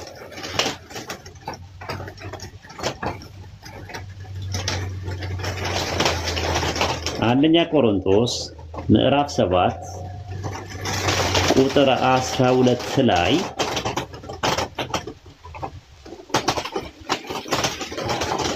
አይሽ እዚህ ላይ ሌሎችን እኔ ላለው ጌታ ግን አይደለም ማለት ጌታ ሳይሆን እኔ የምለው እኔ ራሴ የምናገረው እያለ ይናገራል። ሌላ አይደለም እኔ ላለው ከራሴ ነው እያለ ነው። ታዲያ ራሴ ነኝ ካለም ምንድነው? ጌታ አይደለም ካለም ማለት ነው። ጌታ አይደለም እኔ ነኝ የምለው እያለ ይናገራል። ፈጣሪ ሆይ ትዕግስትን ስጠኝ ብቻ ፈጣሪ ሆይ ትዕግስትን ስጠኝ ብላችሁ ደግሞ ጳውሎስ ልታለያዩኝ ነው። እግዚአብሔር ይገስጻችሁ። መልካም ጊዜ በቃኝ። ቀለል ያለ ጥያቄ ልንገርሽማ፣ ቀለል ያለ ነገር ልንገርሽማ እንዲገባሽ። ጳውሎስ መልእክታትን ሲናገር በመንፈስ ቅዱስ ተሞልቶ ነው የተናገረው? ታዲያ ነው እንጂ በመንፈስ ቅዱስ ተመርቶ ባይሆን ያሳድግ ሄዶ እንዴት ነው? መንፈስ ቅዱስ ጥንት የነበረውን ነገር ሲናገር ከኦሪጂናሉ ነው የሚያመጣው ወይስ ከቅጂ ነው ከኮፒ ያመጣል? ለምሳሌ መንፈስ ቅዱስ ይኮርጃል? ለምሳሌ መንፈስ ቅዱስ ይኮርጃል ብለሽ ታምኛለሽ? መንፈስ ቅዱስ በሁሉም ሊናገር ይችላል። በፈለገው ሰዓት ሊናገር ይችላል። የሚቀዳዳ ነገር አይደለም። እሺ ዕብራውያን ምዕራፍ 10 ቁጥር 5 ላይ መስዋዕትና በማን አልወደድክም ስጋን ግን አዘጋጀህልኝ ይላል። ይሄ የግሪኩ ላይ ነው ያለው። ዕብራይስጡ ግን ኦሪጂናሉ መስዋዕትና በማን አልወደድክም ጆሮዬን ከፈትክልኝ ነው የሚለው። አሁን ምንድነው ችግሩ ስትይ መንፈስ ቅዱስ ከሆነ መንፈስ ቅዱስ ከዕብራይስጡ እንዴት ሳይኮርጅ ከትርጉም ስራ ላይ ሄዶ ይኮርጃል? መንፈስ ቅዱስ ከሆነ የሚያናገረው መንፈስ ቅዱስ እንዴት እንደዚህ ይሰራል? እኮ ሰዎች የጻፉትን እንዴት ያመጣል? መንፈስ ቅዱስ መጀመሪያ ኦሪጂናሉ በምን እንደተጻፈ አያውቅም? የተሳሳተ የትርጉም ስራ እንዴት ይኮርጃል? መንፈስ ቅዱስ እኮ እንዴት የተሳሳተ እንዴት ይጠቅሳል? መንፈስ ቅዱስ ይሄ እኮ በስተት ነው እኮ። ተርጓሚዎቹ ከዕብራይስጥ ወደ ግሪክ ሲተረጉሙ ተሳሳቱ። እነሱ የተሳሳቱትን ስህተት መንፈስ ቅዱስ እንዴት ሊኮርጅ ይችላል? መንፈስ ቅዱስ ከሆነ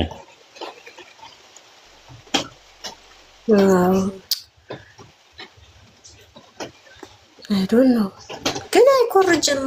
ምክንያቱም ያለውን ነገር መንፈስ ሰዎቹ ናቸው ያሳሳታል። መንፈስ ቅዱስ ተኮርጆ የተሳሳተውን መጽሐፍ እንዴት ለጳውሎስ ነገረው? መንፈስ ቅዱስ ከሆነ የሚነግረው ነው። ጳውሎስ ራሱ በራሱ ነው እንትን ያለው። ሲጀመር ዕብራውያንን ጳውሎስ እንደጻፈው ምን ማረጋገጫ አለ? ችግር የለውም እሱ ይበል የሚያስብል ነው። በቃ ጳውሎስ ለዛሬ ጳውሎስ አልጻፈውም። እንትን ምንድነው ዕብራውያንን እንዳጻፈው ቤተክርስቲያን ይታመናል እንጂ እርግጠኛ አይደሉም። ችግር የለውም ይበል የሚያስብል ነው። በቃ እንደዚህ እንትን ካላችሁ ችግር የለውም። እስቲ ሁሉ በርሱ ሪኩዌስት ላክ ላስገባ። አንቺ የመጣው ጥያቄ ሊመልስልሽ ነው። ሪኩዌስት ላክ ለምንስና ተባብረን ይሄን ነገር ማስተካከል አለብን። እባክህና ገባ ማስተካከል አለብን። በተለይ በጳውሎስ ዙሪያ ማስተካከል አለብን። በእውነት ኧረ በስመ አብ ከባድ ነው።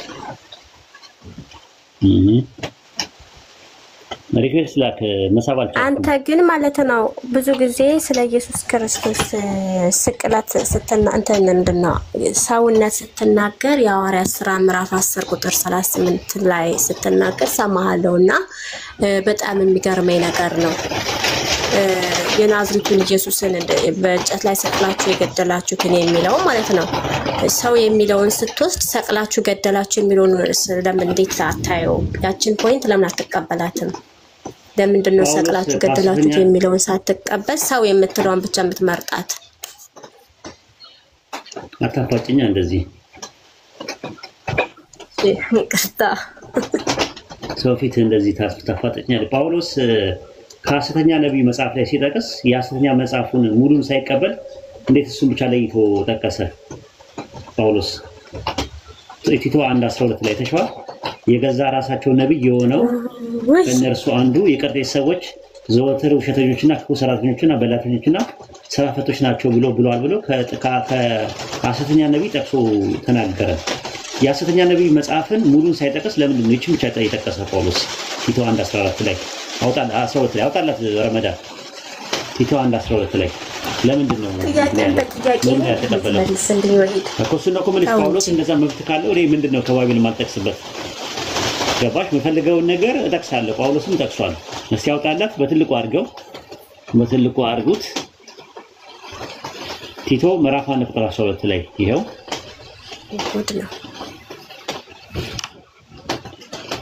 ቲቶ አንድ ፓስተር ሲሰብክ ምን እንዳታውቃለች? የቲቶ ሰዎች ምዕራፍ 1 እያለ ሲያወራ ነበር። ያስቃል። ገብቶሻል? ቲቶ ማለት አንድ ግለሰብ ነው። ለማንኛውም ተማሩ ክርስቲያኖች። ቲቶ፣ ፊሊሞና፣ ጢሞቴዎስ አንድ ግለሰብ ናቸው። የጢሞቴዎስ ሰዎች አይባልም። ፕሮቴስታንት ፓስተሮች ብዙ ጊዜ የጢሞቴዎስ ሰዎች፣ የቲቶ ሰዎች፣ የፊሊሞና ሰዎች ይላሉ። አይባልም። ሰዎች ለማለት ቆሮንቶስ፣ ተሰሎንቄ፣ ፊልጵስዩስ፣ ቆላሲስ የመሳሰሉ ሰው እንትን ናቸው። ቲቶ ግን አንድ ግለሰብ ነው። የጳውሎስ ተማሪ የነበረ ነው። ቲቶ ምዕራፍ 1 ቁጥር 12 ላይ ምን አለ? የገዛ ራሳቸው ነብይ አለ። የሐሰተኛ ነብዩ ማለት ነው የሆነው ከነርሱ አለ። ከነርሱ አንዱ የቀርጤስ ሰዎች ዘወትር ውሸተኞች፣ ክፎች ናቸው፣ በላተኞች፣ ስራ ፈቶች ናቸው ብለዋል። ከማን የጠቀሰው? ከማን ነው ማህ የጠቀሰው? ጳውሎስ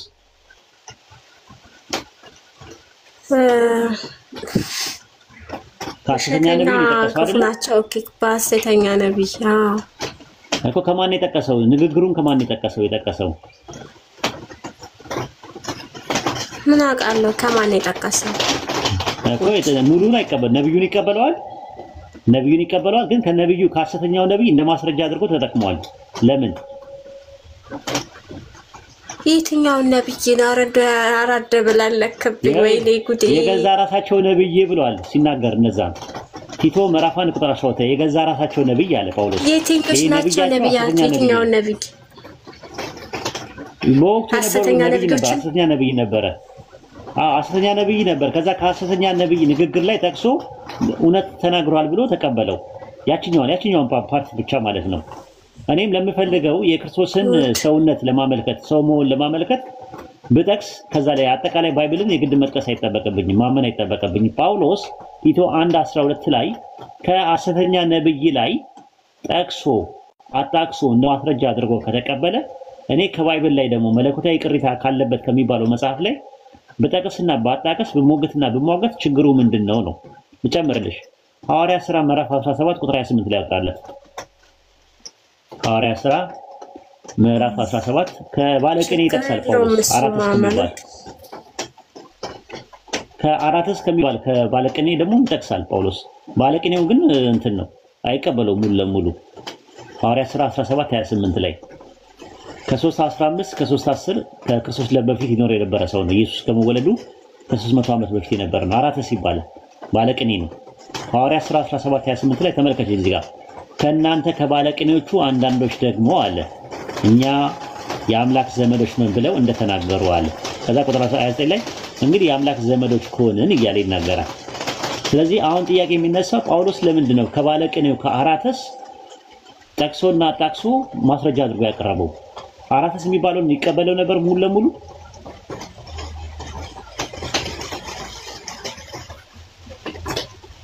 እንዴ ቢቀበለው አይጽፍም ነበር አይደል? እሱ ነው ኮምልሽ ተመልካች ስለዚህ ወሂድም እኮ ከባይብል ቢጠቅስና ቢያጣቀስ ቢሞገትና ቢሟገት ሙሉ ባይብልን የመቀበል ምን የለበትም ሸርጥ የለበትም መስፈርት የለበትም ጳውሎስ ያደረገው ነው ያደረኩት ጳውሎስ ካሰኛ ነብይ ከባለቀኔ እየተጠቀሰና እያጣቀሰ ለማስረጃነት እንደተጠቀመ ሁሉ እኔም ደግሞ በእንዳቅምቲ ከባይብል እየተጠቀስኩኝና እያጣቀስኩኝ እምነቴን ይደግፍልኛል ብለውን በጠቅስና ባጣቀስ ነውሩ ምንድነው መጀመሪያ መኮንን ያለባችሁ ጳውሎስን ነው ቀልድ ከባድ ነው ሁለት ኦይ አረስራው ምን ይሻላል ግን አታስገቡም አትበል ሪኩዌስት ላክ እኮ አልኩ እኮ ሁሉ በርሱ ወይስ ይዋ ሊያግዝሽ ነው መሰለኝ ሪኩዌስት ላክ አልኩ ጌታ አለ የለም የላከው ነገር የለም ልጁ አልገባውም ማለት ነው ወይቲቶ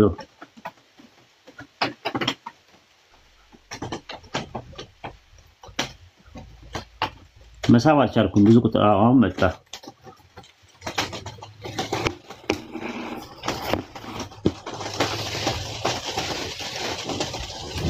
ያው ስብ ያለው ግባ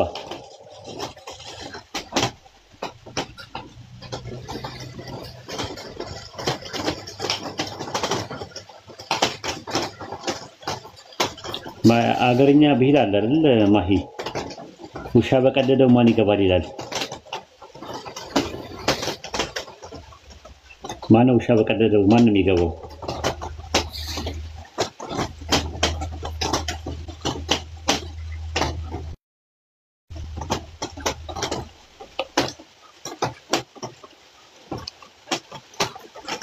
ስዴካ አለው እንግዲህ ለጓካቸል ሁሉ በርሱ ውሻ በቀደደው ጅብ ይገባል ይባላል እና ጳውሎስዬ በቀደደው እኔ ይገባለሁ በነገራችን ላይ ጳውሎስ እኮ ሚሊታሪያን አልነበረም ሚሊታሪያም አልነበረም ሚሊታሪያን ነበር የነበረው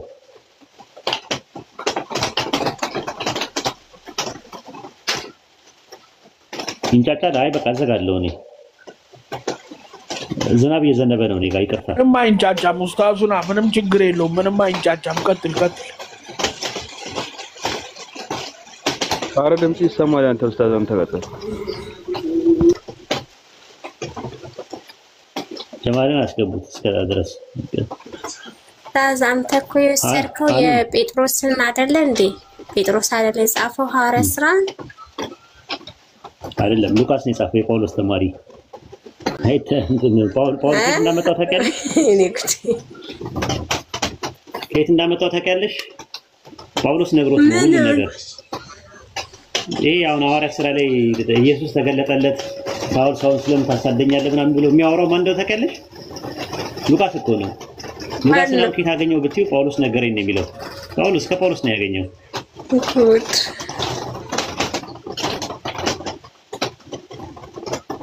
ጳውሎስ ሉቃስን አሳስቶታል ራሱ ሐዋርያ እንትን ላይ የሉቃስ ወንጌል ምዕራፍ 24 ቁጥር 47 ላይ ተሽዋል ክርስቶስ ስለ ኃጢአታችን ሞተ ተቀበረ መጽሐፍ እንደሚለው በሶስተኛው ቀን ተነሳ ይላል በነቢያት ክርስቶስ ይቀበራል በሶስተኛው ቀን ይነሳል ተብሎ ተጽፏል ብሎ የነገረው ጳውሎስ ነው ብሉይ ኪዳን ላይ ግን ክርስቶስ ስለ ኃጢአታችን ሞተ ተቀበረ በሶስተኛው ቀን ይነሳል የሚል ነገር የለም ብሉይ ኪዳን ላይ አታገኝም ከኦሪት ዘፍጥረት እስከ ሚልክያስ ድረስ ስለዚህ ጳውሎስ ሉቃስንም ነው ያሳሳተው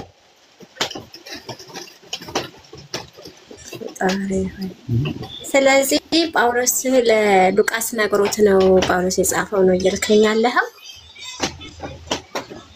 ኖ አይደለም ሉቃስ የጳውሎስ ተማሪ ነው ምንም ያውቀው ነገር የለም በቦታው አልነበረም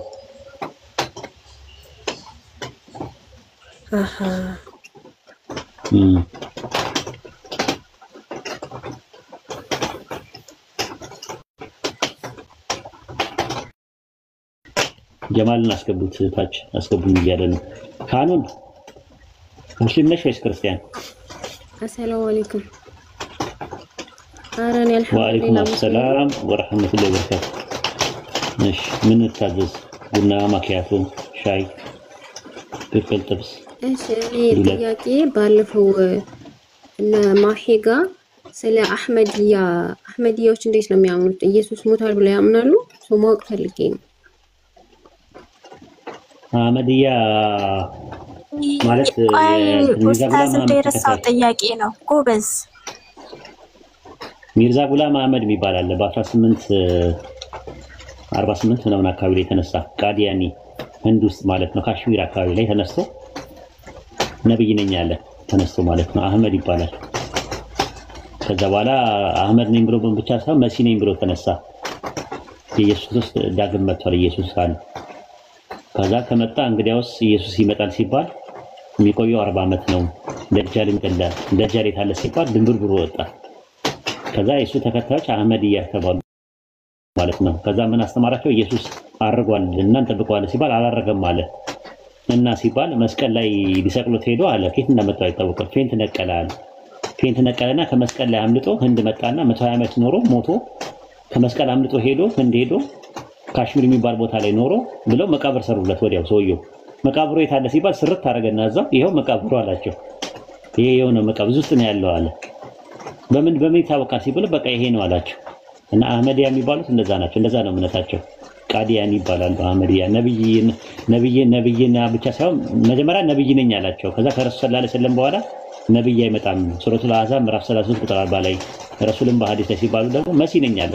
ኢየሱስ ዳግም ይመጣል ብላችሁ ጠብቁ ይላል። እሱ ነኝ አለ።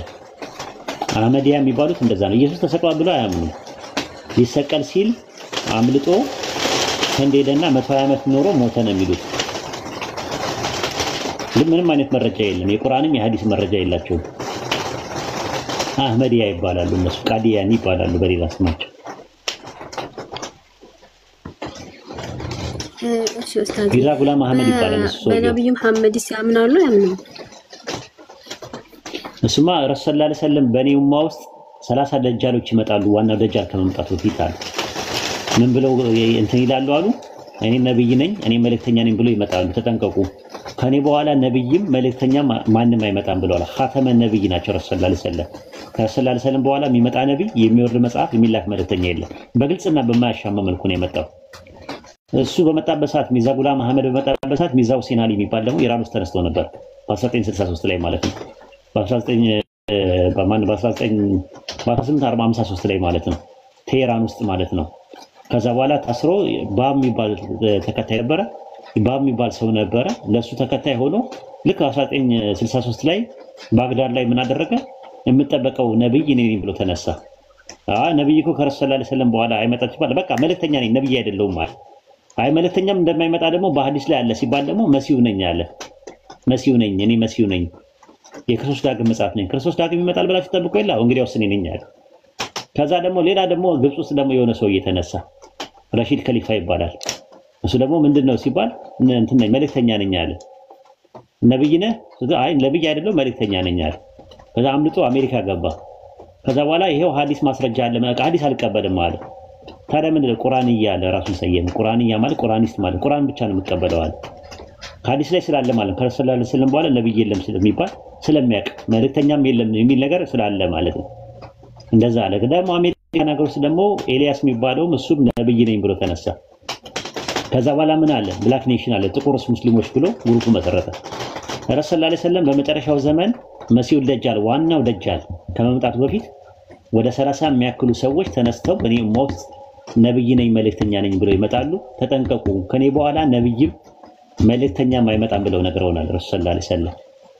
ትንቢት ነው በመጨረሻው ዘመን ስለሆነ እና አህመዲያ ባሂ የሚባለው ባሁላ የሚባለው እንትኖችም ረሺድ ከሊፋ ቁርአኒስት ቁርአንያ የሚባሉትን ብላክ ኔሽን የሚባሉትን እንዳጠቃላይ እኔ ወደ 7 ወደ 8 አውቃለሁ ያጋጠሙኝ እንደዚህ ማለት ነው።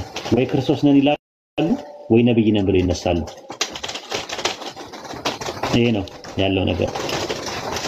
ሄሬቲክስ ማለት ነው ማለት ነው። ልክ እንደ ሞርሞን ማለት ነው። ማሂ ሞርሞን ታውቃቸዋለሽ? ሞርሞን የሚባል ደግሞ አለ በ1833 የተነሳ ዮሴፍ ስሚዝ የሚባል ሰው አለ።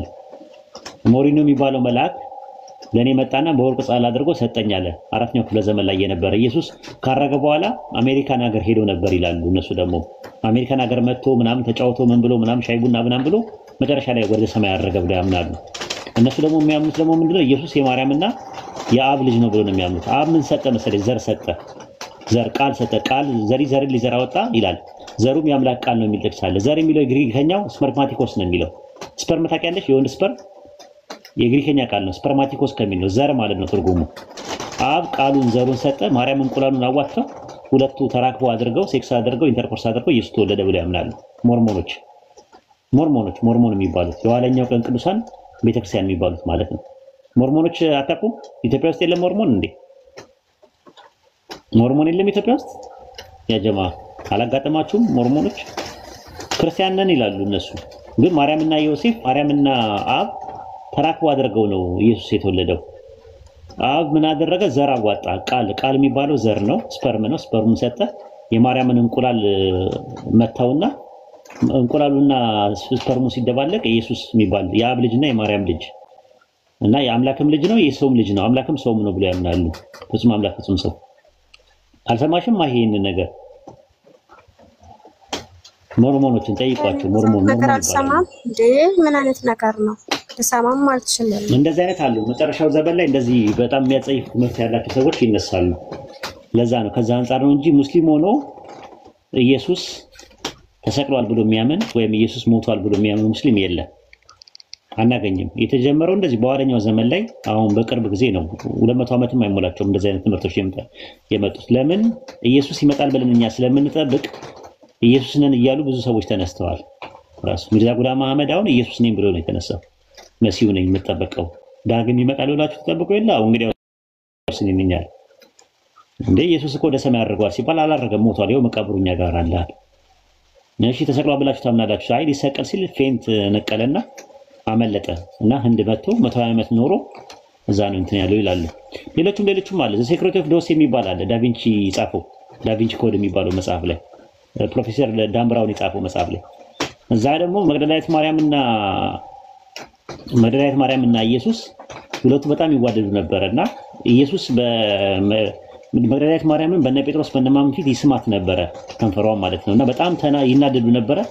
ተንኮል ሲያስቡ ኢየሱስ ከመግደላዊት ማርያም ጋር አምልጦ ፈረንሳይ ሄዶ ሳራ የምትባል ልጅ ወልደዋል። አሁን እነ ዳቪንቺ እነ ማይክል አንጀሎ ምናምን የእሷ ዝርያዎች ናቸው ተብሎ ይባላሉ። እንዲህ አይነት ትምህርት ነው ያለው ራሱ። አሁን በቃ በመጨረሻው ዘመን ላይ አዳዲስ ትምህርት ትሰማላችሁ። እንደዚህ ሊሏችሁ ይችላሉ። ዳቪንቺ እነ ምናምን ማይክል አንጀሎ ምናምን የሚባሉት እንደዛ ናቸው። የተገኘው ዘ ሴክሬት ኦፍ ዶሴ ነው፣ 4ኛው ክፍለ ዘመን ላይ ነው መጽሐፉ። እንዲህ አይነት እንትኖች ብዙ ነገር ስለምሰሙ ተጠበቁ። ቢያንስ እንኳን ክርስቲያኖች ባይብል ላይ ያለውን ነገር ለመቀበል ሞክሩ። አዳዲስ ነገሮች ሲመጡ ዝም ብላችሁ አትታሉ፣ እንደበግ አትሁኑ።